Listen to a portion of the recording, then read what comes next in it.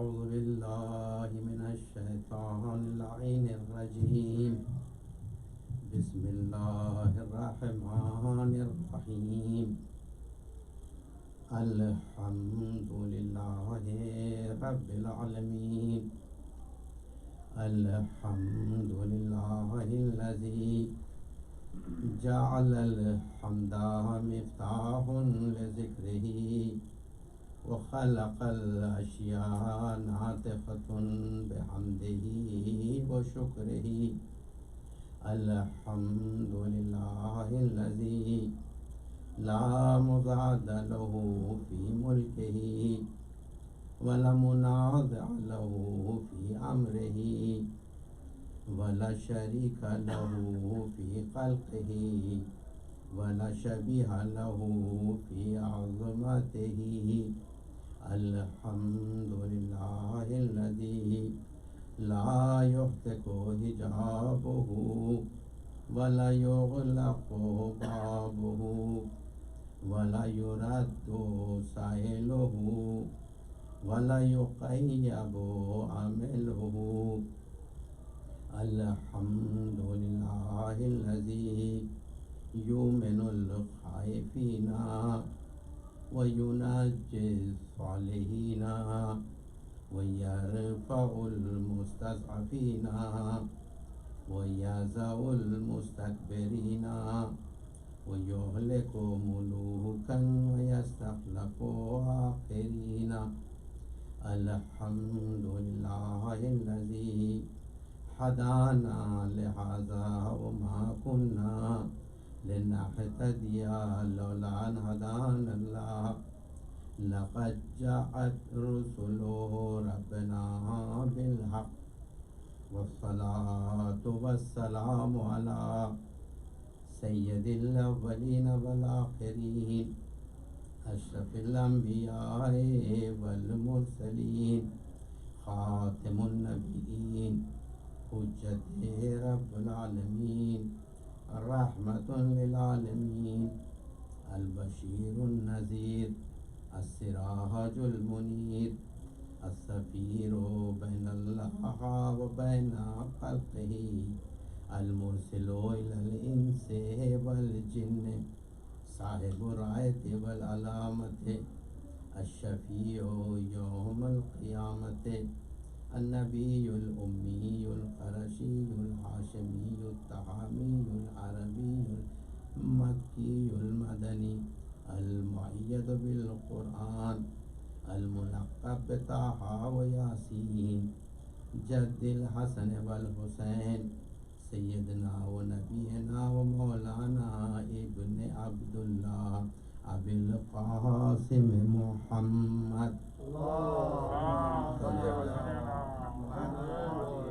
وعلى وصي رسوله سيد الوصيين إمام المتقين عصمة المؤمنين خطبة الصادقين وارث النبيين يعصوب الدين قائد الغر المحجلين باب الله الواسع عين الله الناظرة يد الله الباسطة أذن الله الواعية حكمة الله البالغة نعمة الله السابقة نعمة الله الدامغة قسيم الجنة والنار نعمة الله على الأبرار نعمة الله على الفجار ميزان الأعمال مقلب الأحوال سيف ذي الجلال والإكرام أسد الله الغالب غالب على كل غالب مطلوب كل طالب إمام المشارق والمغارب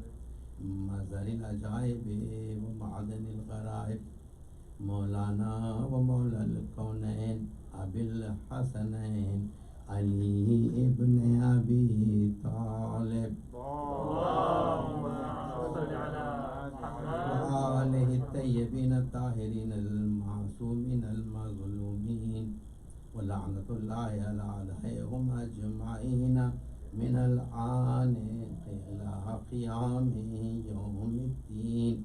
أما بعد یا ابا عبداللہ انی تقربوا إلى الله وإلى رسوله وإلى أمير المؤمنين وإلى فاطمة وإلى الحسن وإليك بموالاتك وبالبراء.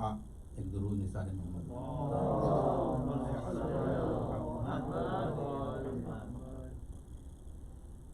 محرم کا چاند نظر آتے ہی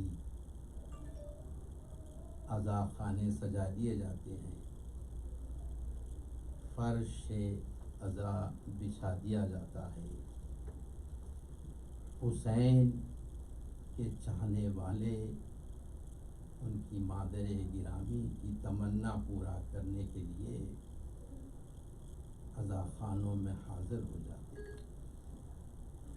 ہم امام عصر اجل اللہ تعالیٰ فرجہ الشریف کی خدمت میں ان کے جد کی عزا کا پرسہ پیش کرتے ہیں اور عرض کرتے ہیں کہ مولا آپ کے جد کا قافلہ کربلا پہنچ رہا ہے،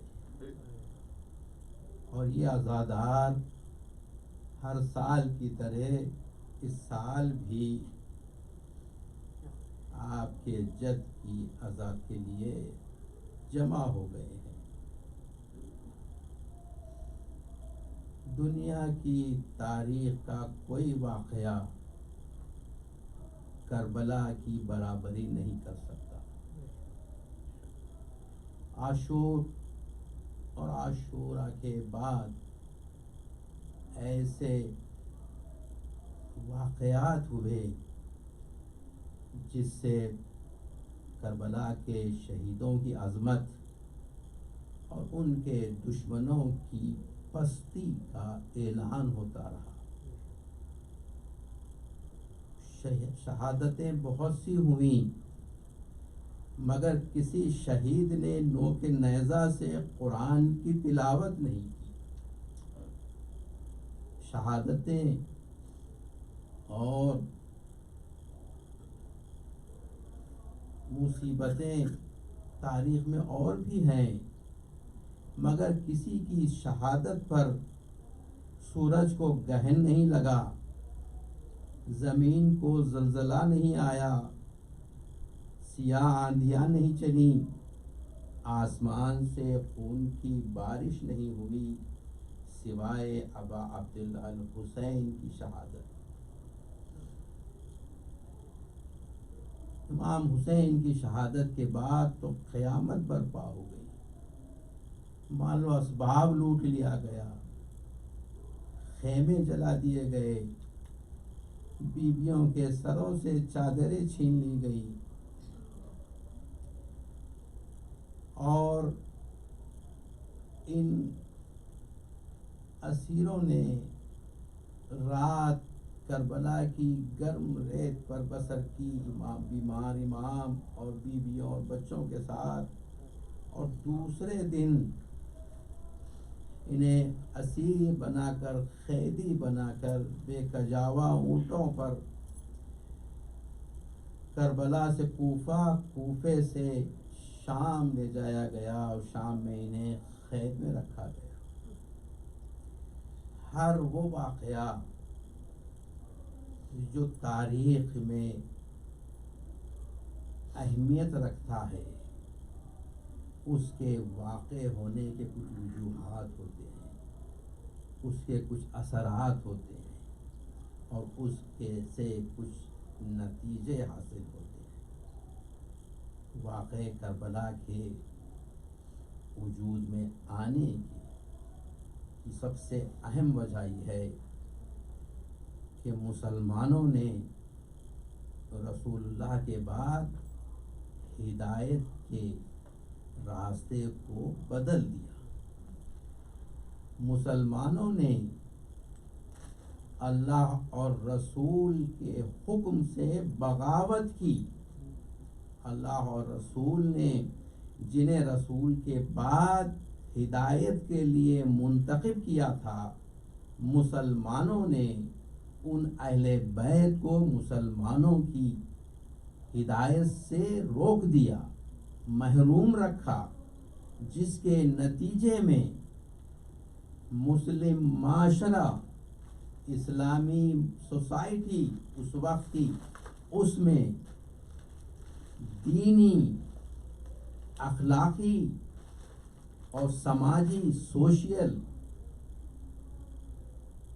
اقدار، ویلیوز گرنے لگے، اور اس قدر گر گئے کہ 50 سال بعد سن 60 ہجری میں مسلم معاشرے کی یہ کیفیت تھی کہ گمراہی، فساد،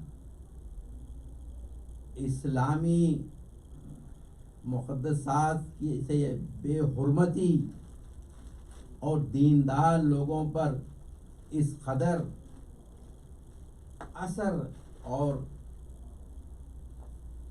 ان پر اسٹریس رکھا گیا کہ یزید جیسا بے دین، وحی اور قرآن کا منکر، فاسق و فاجر شرابی کو مسلمانوں نے اپنی مذہبی رہبری کے لیے خود چنا اور اس کے تسلیم ہو گئے. اور جب یہ ملعون خلیفہ ہوا تو اس نے امام حسین علیہ السلام سے بیعت طلب کی. امام حسین علیہ السلام نے بیعت کو ٹھکرا دیا اور اس فاسد معاشرے کی اصلاح کے لیے نکلے. اور مدینے سے نکلتے وقت امام نے ایک وصیت لکھی اپنے بھائی محمد حنفیہ کے نام، اور وصیت میں لکھا کہ انما خرجت لطلب الاصلاح فی امت جدی، میں مدینے سے نکل رہا ہوں اپنے جد کی امت کی اصلاح کے لیے. اور امام حسین علیہ السلام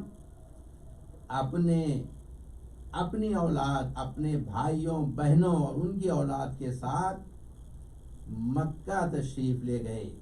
28 رجب سن 60 ہجری کو 4 مہینے مکے میں قیام فرمایا، اور اس قیام کے دوران کوفے سے نصرت کے وعدے سے خطوط آئے.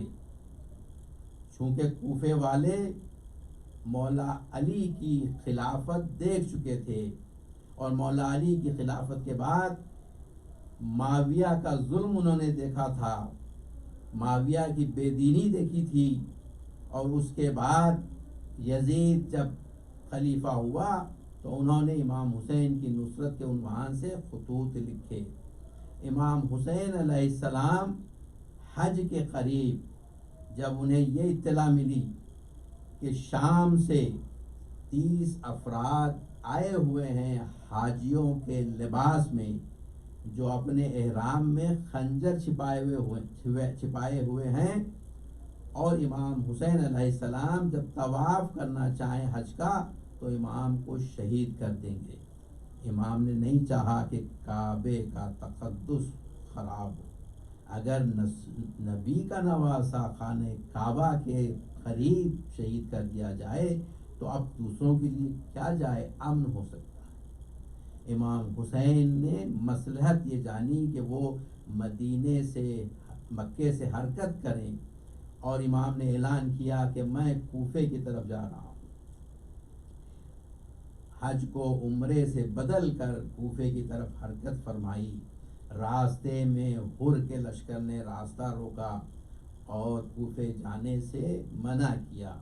امام حسین علیہ السلام 2 محرم کو کربلا پہنچے، اور نہر کے کنارے خیمے لگائے گئے.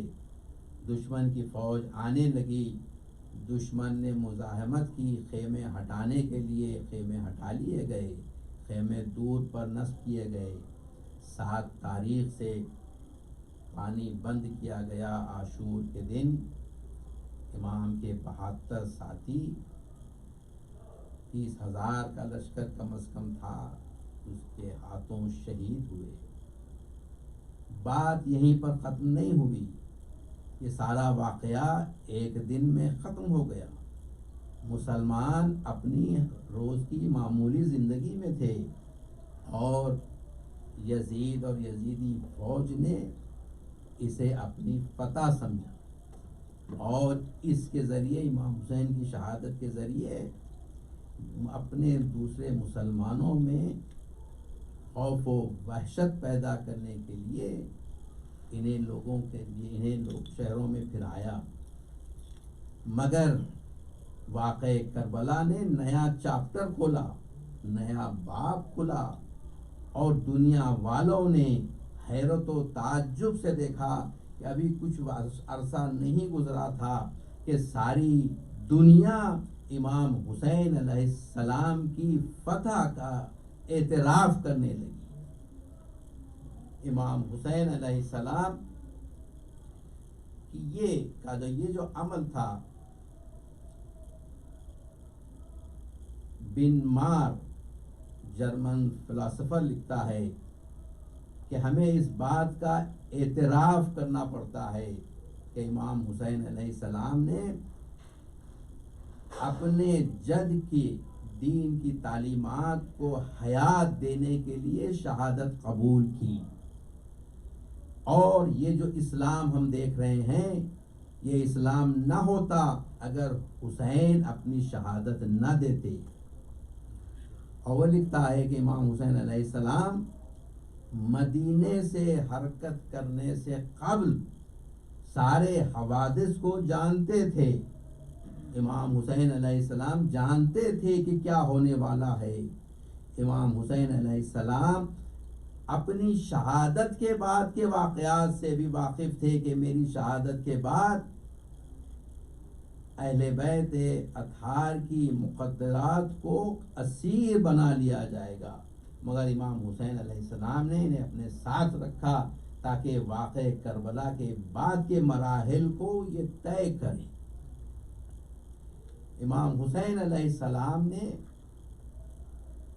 شہادت کو اپنے جد کی دین کی حیات دینے کے لیے قبول فرمایا، اور امام نے اس کا راستہ امر بالمعروف اور نہی عن المنکر رکھا، یعنی مسلمانوں کو راہ حق کی ہدایت کریں اور معاویہ اور یزید کے بے دینی، ظلم و فساد سے واقف کرائیں۔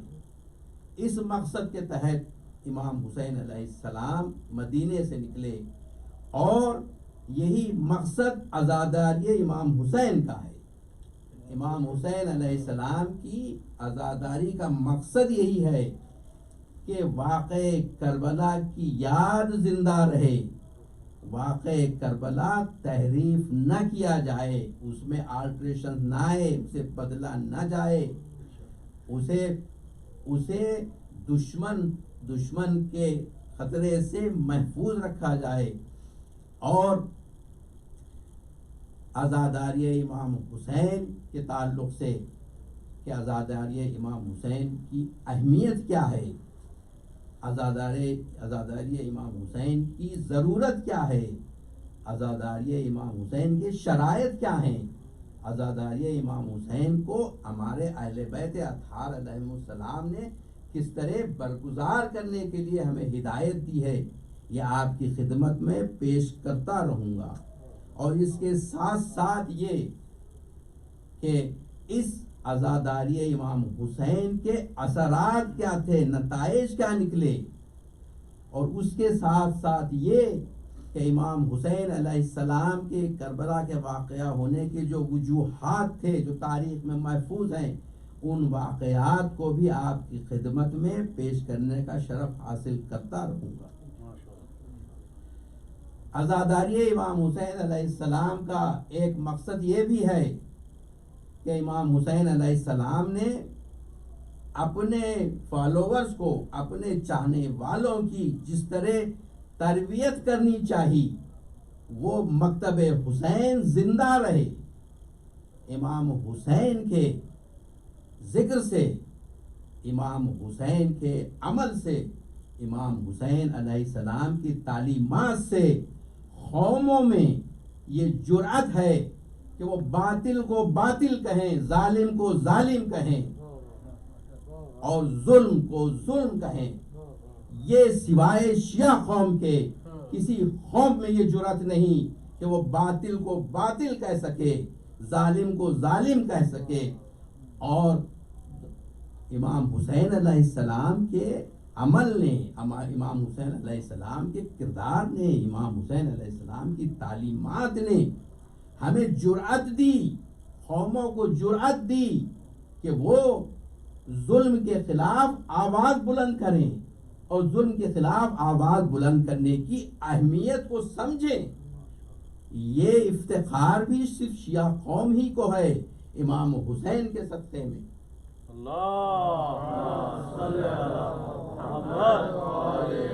عزاداری امام حسین علیہ السلام کا ایک مقصد یہ ہے کہ امام حسین علیہ السلام کا انقلاب زندہ رہے.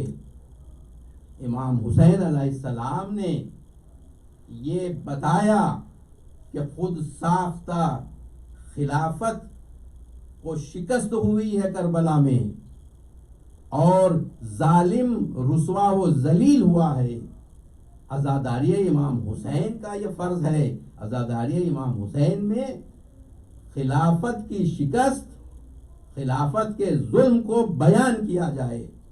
عزاداری امام حسین علیہ السلام خلافت کی رسوائی ہے، اس کا اعلان ہے.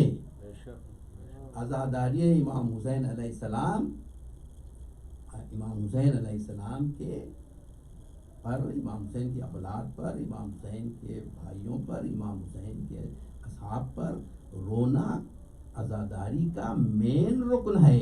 اس کے بغیر عزاداری نہیں ہو سکتی. امام حسین پر ماتم کرنا، رونا، امام حسین کے لیے عزاداری کرنا، یہ سب کچھ عزاداری کی جان ہے، عزاداری کا سب سے اہم رکن ہے.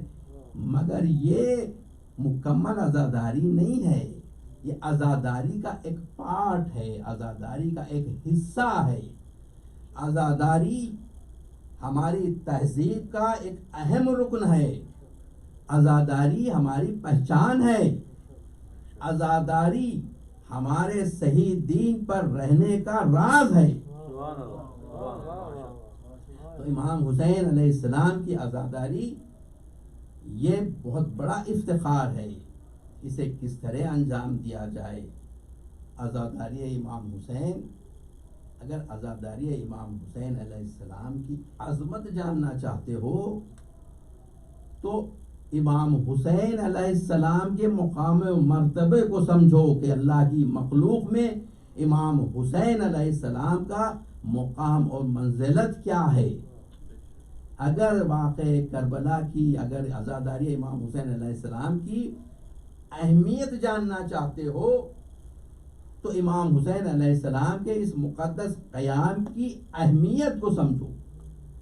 جب تک امام حسین کے مقام کو نہ سمجھو گے تو امام کی عزاداری کی عظمت نہیں جان سکتے. معیار امام حسین کی عزاداری کا امام حسین کی شخصیت ہے، امام حسین کا مقام و مرتبہ ہے اللہ کی مخلوق میں. رسول اللہ نے فرمایا حسین حسین منی وانا من حسین. وہ رسول جن کی خاطر کائنات خلق ہوئی، اس رسول نے فرمایا انا من حسین، میں حسین کی وجہ سے. تو اگر کربلا، اگر عزاداری کی عظمت سمجھنا ہے تو امام حسین کا مقام و مرتبہ اللہ کی مخلوق میں سمجھو. انشاءاللہ ان مجالس میں آپ کی خدمت میں عرض کرنے کا شرف حاصل کروں. محمد وآل محمد بلند تر صلوات. اور اگر عزاداری کی اہمیت جاننا چاہتے ہو تو پھر امام حسین علیہ السلام کے اس مقدس قیام کی، جسے معرکہ کربلا کہا جاتا ہے، اس کی اہمیت کو سمجھو تو عزاداری کی اہمیت معلوم ہوگی کہ عزاداری کیا ہے. کیوں عزاداری کے لیے اتنی تاکید کی گئی ہے۔ انشاءاللہ آنے والی مجلسوں میں آپ کی خدمت میں پیش کرتا رہوں گا۔ جب یزید خلیفہ ہوا، معاویہ جب اس دنیا سے چل بسا اور یزید خلیفہ ہوا، اس نے خط لکھا مدینے کے گورنر کو، ولید ابن عقبہ ابن ابو سفیان کو، کہ مدینے کے لوگوں سے بیعت لی جائے اور امام حسین علیہ السلام سے اور محمد ابن عبداللہ ابن زبیر سے اور عبداللہ ابن عمر سے بیعت دی جائے۔ ولید نے مدینے کے جو مدینے کا جو حاکم تھا مروان ابن حکم، اسے بلوایا۔ مروان مدینے کا حاکم تھا 41 ہجری سے 49 ہجری تک، پھر نکال دیا گیا تھا وہ، انشاءاللہ آپ کی خدمت میں عرض کروں گا وجہ کیا تھی۔ پھر 54 ہجری سے 56 ہجری تک وہ حاکم رہا۔ 56 ہجری سے ولید ابن عقبہ ابن ابو سفیان مدینہ کا گورنر رہا 61 ہجری تک۔ یہ مروان کو بلایا گیا۔ مروان نے کہا کہ معاویہ کی موت کی خبر پھیلنے سے پہلے ان سے بیعت حاصل کر لیں۔ ولید نے قاصد بھیجا۔ مسجد نبوی میں 26 کی تاریخ تھی، 26 رجب کی، اور یہ شب بعثت تھی۔ مسجد میں یہ لوگ تھے، مولا تشریف رکھتے تھے، مولا حسین، عبداللہ ابن عمر بھی تھے، عبداللہ ابن زبیر بھی تھے۔ یہ پیغام پہنچایا گیا۔ امام نے وعدہ فرمایا، عبداللہ ابن زبیر کو بھی اس نے پیغام دیا، قاصد نے عبداللہ ابن عمر کو بھی دیا۔ جب قاصد چلا گیا تو یہ دونوں امام کی خدمت میں آئے اور امام سے پوچھنے لگے کہ ہمیں کیوں بلوایا جا رہا ہے۔ امام نے فرمایا کہ میں سمجھتا ہوں کہ معاویہ طاغیہ اس دنیا سے گزر گیا، ہمیں بیعت کے لیے بلایا جا رہا ہے۔ عبداللہ ابن زبیر نے پوچھا کہ آپ کیا کریں گے؟ امام نے فرمایا کہ میں نے وعدہ کیا ہے، میں جاؤں گا۔ امام نے پلٹ کے پوچھا عبداللہ ابن زبیر سے، تم کیا کرو گے؟ اس نے کہا کہ میں نے ابھی تک کچھ سوچا نہیں ہے۔ اور وہ اسی رات اپنے بھائی مسیب کے ساتھ خچر پہ سوار ہو کر غیر معروف راستوں سے مدینہ کے لیے نکل گیا، اور ولید نے دوسرے دن 80 افراد کو ان کے پیچھے بھیجا تاکہ انہیں گرفتار کر کے لایا جائے، مگر چونکہ وہ غیر معروف راستوں سے گئے تھے انہیں وہ گرفتار نہ کر سکے۔ وہ مکہ پہنچ گیا۔ عبداللہ ابن عمر نے کہا کہ میں اپنے گھر کا دروازہ بند کر لوں۔ مختصر یہ کہ امام گھر تشریف لائے، بہن زینب سے فرمایا کہ مجھے دارالامارہ میں بلایا گیا ہے۔ امام حسین کے لیے یہ غیر منتظر بات نہیں تھی، امام اس کے منتظر تھے۔ امام حقیقت میں معاویہ کی موت کے منتظر تھے، اور بی بی نے فرمایا کہ بھائی تنہا نہ جائیے، بنی ہاشم کے نوجوانوں کو ساتھ لے کے جائیے۔ 19 بنی ہاشم کے نوجوانوں کو ساتھ لے کر مولا عباس کی سرکردگی میں ہتھیاروں سے لیس ہو کر وہ چلے۔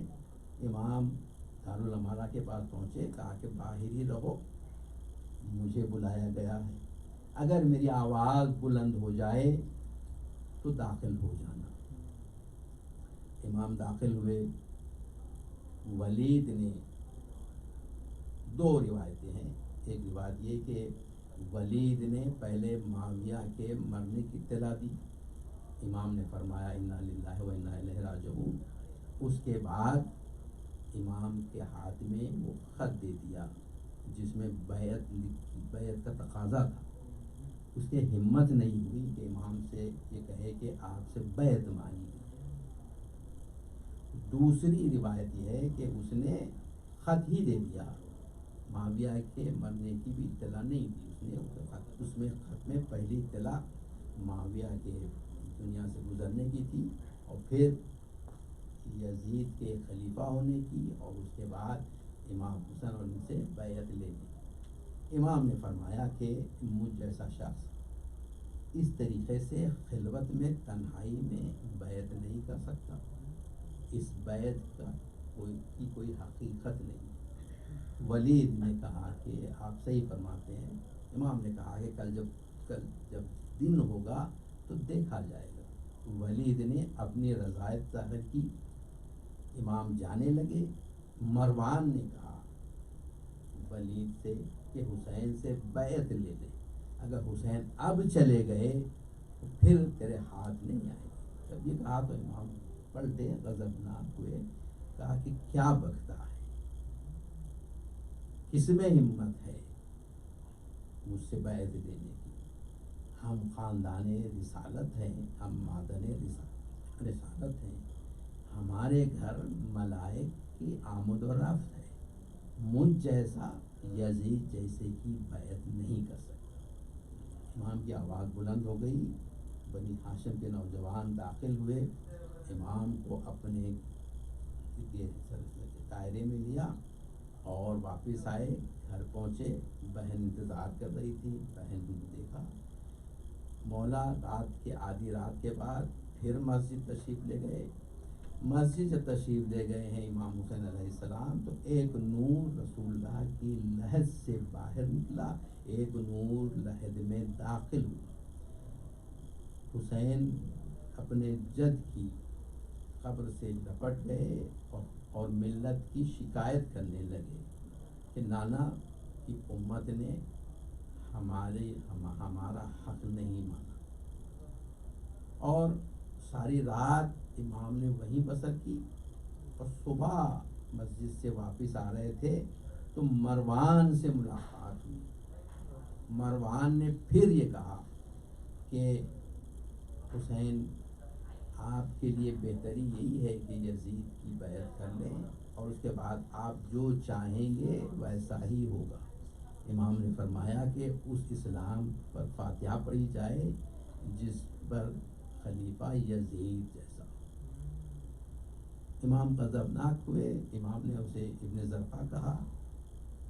اس نے امام کی مادر گرامی کے تعلق سے گستاخی کی.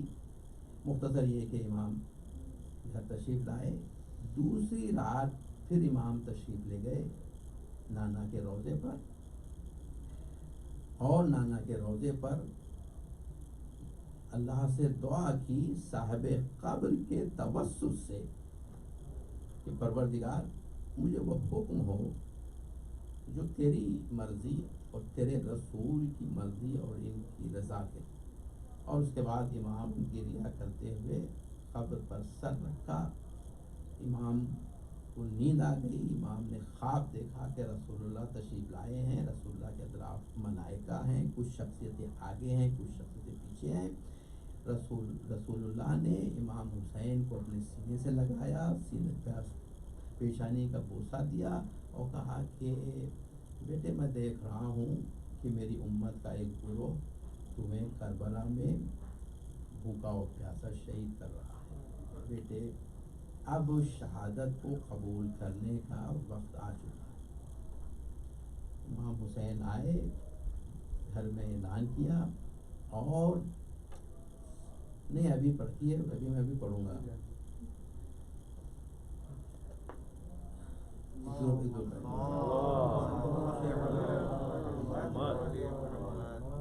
اور اس کے بعد تیاری شروع ہو گئی. گھر کی بات تھی، بڑے گھر کی بات تھی کہ حسین تیاری کر رہے تھے اپنی بہن سے اور کہ ہم یہاں سے جا رہے ہیں. اور اس کے بعد جیسے ہی اطلاع ہوئی، محمد حنفیہ آئے، امام کے بھائی، امام سے 14 سال چھوٹے ہیں، امام کو بہت چاہتے ہیں. آئے خدمت میں اور کہا کہ آپ میرے امام ہیں اور میں میری آپ کی اطاعت مجھ پر واجب ہے، مجھے یہ حق نہیں کہ آپ کو میں مشورہ دوں، مگر بھائی میں آپ سے محبت کرتا ہوں، میں آپ کو یہ مشورہ دے رہا ہوں کہ اس جگہ نہ جائیے، ان شہروں میں نہ جائیے جہاں پر لوگوں نے یزید کی بیعت کری ہے۔ آپ اگر ہو سکے تو صحرا اور جنگل میں نکل جائیے۔ امام نے فرمایا کہ میں مکے جا رہا ہوں، اور اس کے بعد امام نے ایک وصیت لکھی اور اپنے بھائی کے حوالے کیا۔ یہ وصیت تاریخ کی تمام کتابوں میں ہے، اور یہی وصیت امام حسین علیہ السلام کے مدینہ نکلنے کی وجہ ہے۔ امام نے لکھا کہ یہ وصیت ہے حسین ابن علی کی اپنے بھائی محمد حنفیہ کے لیے۔ حسین گواہی دیتا ہے کہ اللہ وحدہ لا شریک ہے، محمد اس کے بندے اور رسول ہیں، وہ اللہ کی طرف سے دین لائے۔ حسین گواہی دیتا ہے کہ جنت و دوزخ حق ہے، حساب و کتاب کا دن آنے والا ہے، اس دن اللہ سب کو زندہ کرے گا۔ میں نہ خود غرضی کی خاطر، نہ ہوا و ہوس کی بنیاد پر، نہ فساد پھیلانے کے لیے، نہ ظلم کرنے کے لیے مدینے سے نکل رہا ہوں۔ میں اپنے جد کی امت کی اصلاح کے لیے نکل رہا ہوں۔ میں چاہتا ہوں کہ امر بالمعروف اور نہی عن المنکر کروں، تاکہ میرے جد اور میرے بابا کی سیرت کو زندہ کروں۔ جو کوئی اس حقیقت کو قبول کرے اور میرے ساتھ چلے وہ اللہ کی راہ پر ہے، اور جو اس سے انکار کرے میں صبر اور استقامت کے ساتھ اپنا راستہ جاری رکھوں گا، یہاں تک کہ اللہ میرے اور ان کے درمیان فیصلہ کر دے۔ وہ بہترین فیصلہ کرنے والوں میں ہے۔ بھائی توفیق اسی کی طرف سے ہے، توکل اسی پر ہے، اور اسی کی طرف لوٹ کر جانا ہے۔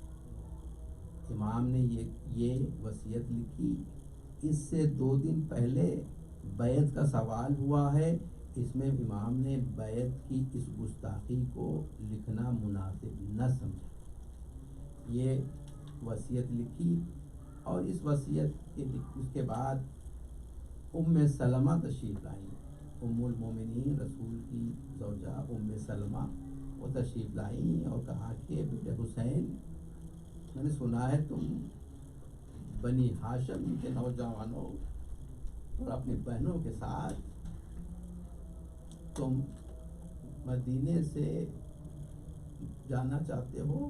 تمہارے جد نے کہا، رسول اللہ نے کہا کہ جب حسین عراق جائے، حسین عراق میں شہید کر دیا جائے گا۔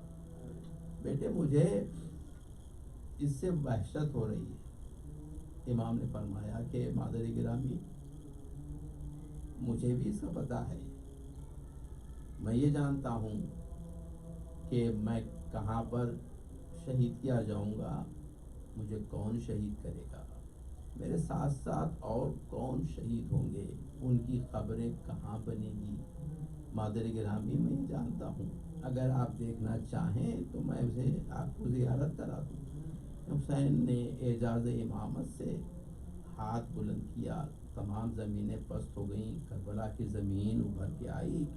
امام نے ام سلمہ کو بتایا کہ یہ جگہ پر، یہاں پر میں شہید ہوں گا، یہاں پر میری قبر بنے گی، یہاں پر دوسروں کی قبریں ہوں گی۔ یہاں اس کی بیوی رونے لگی۔ امام نے پھر ہاتھ بڑھا کر ایک مٹھی خاک کربلا اٹھائی، کہا کہ تمہارے نانا نے مجھے خاک دی ہے، اور وہ فرمایا ہے کہ جب یہ سرخ رنگ میں تبدیل ہو جائے، خون میں تبدیل ہو جائے، تو جاننا کہ میرا حسین شہید کر دیا گیا۔ امام نے کہا کہ یہ خاک بھی اس کے ساتھ رکھو، اور یہ بھی جب سب ہو جائے تو میں شہید کر۔ اور اس کے بعد ام سلمہ چلی گئی، اور اس کے بعد حسین تیاری کیے ہوئے تھے۔ اب حسین چاہتے تھے کہ مدینے کو سے رخصت ہوں، مدینے سے رخصت ہونے کے لیے اگر آپ لائٹ بند کرنا چاہتے ہیں تو کر سکتے ہیں، مساحب کی طرف آؤ۔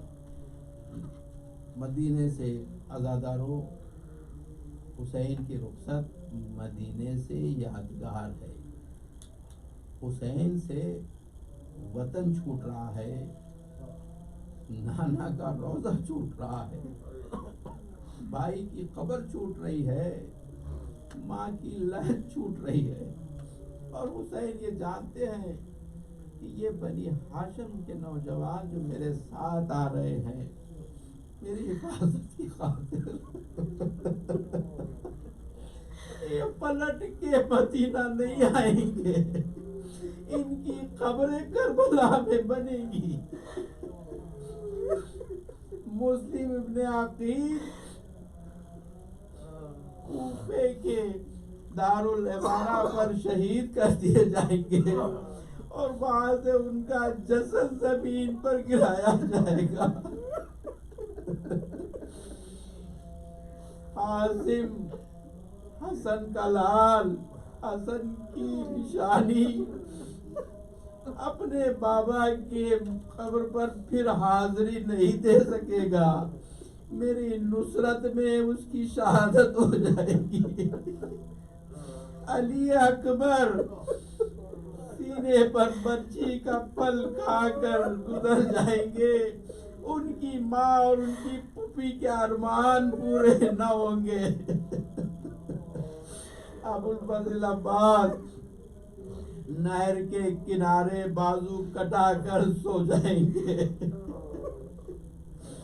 عقیل بنی ہاشم علی کی بیٹی زینب بے چادر و مخنا بے کجاوا اونٹوں پر تماشے کے لیے پھرائی جائے گی، میرے سینے پہ سونے والی سکینہ پلٹ کے نہیں آئے گی، زندان میں اس کی قبر بنے گی۔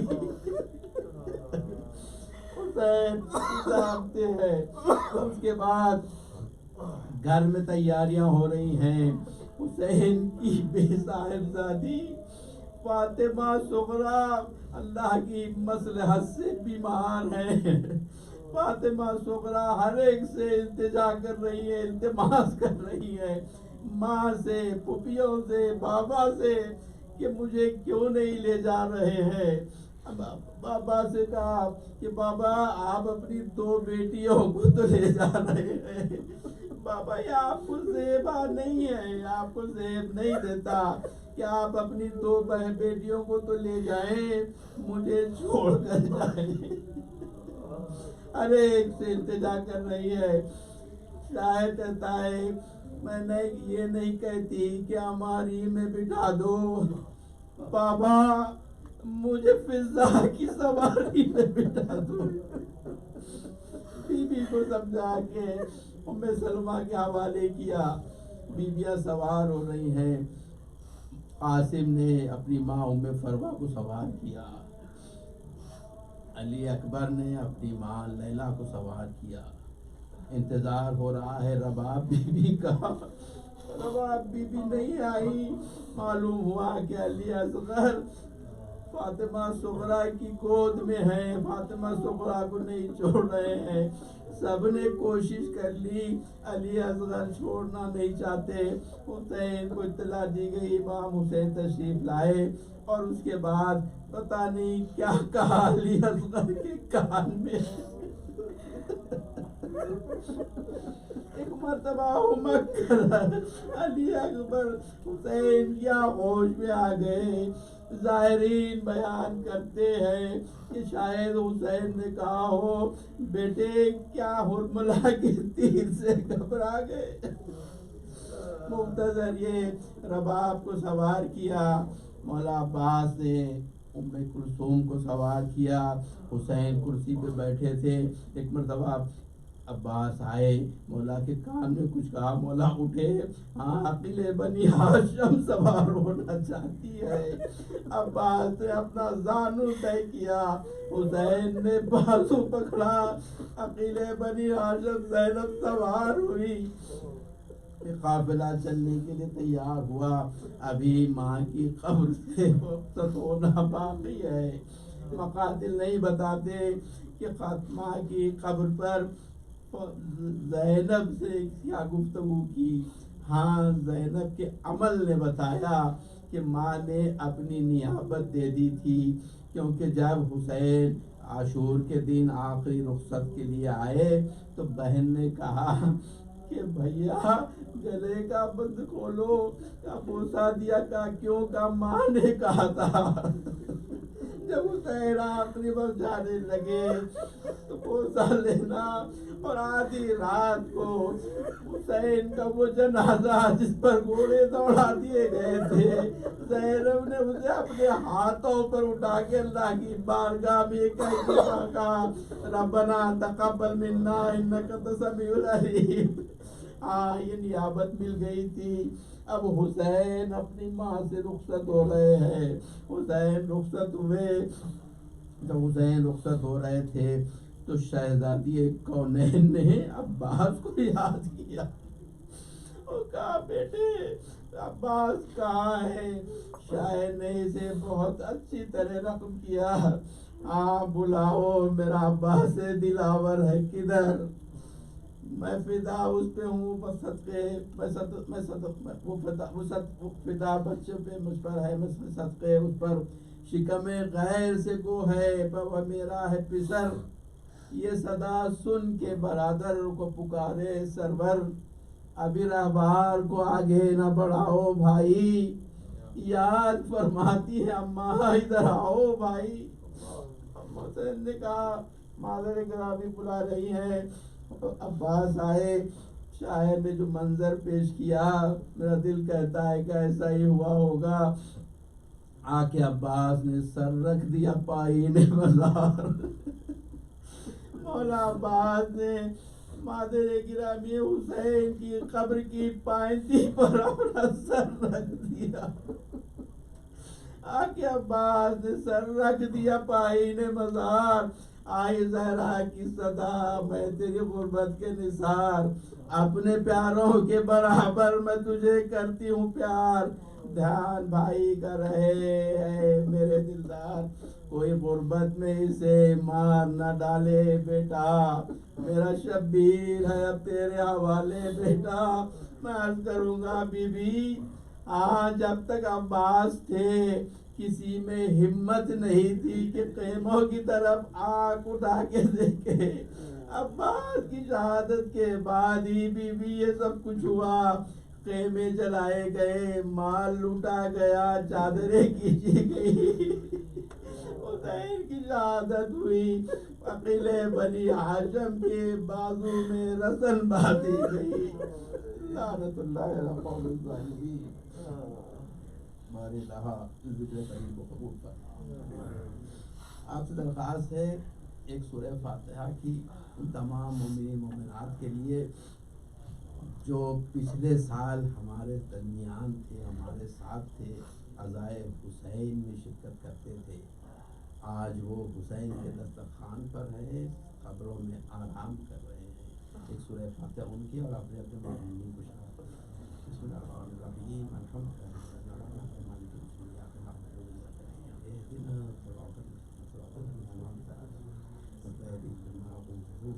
بسم اللہ الرحمن الرحیم.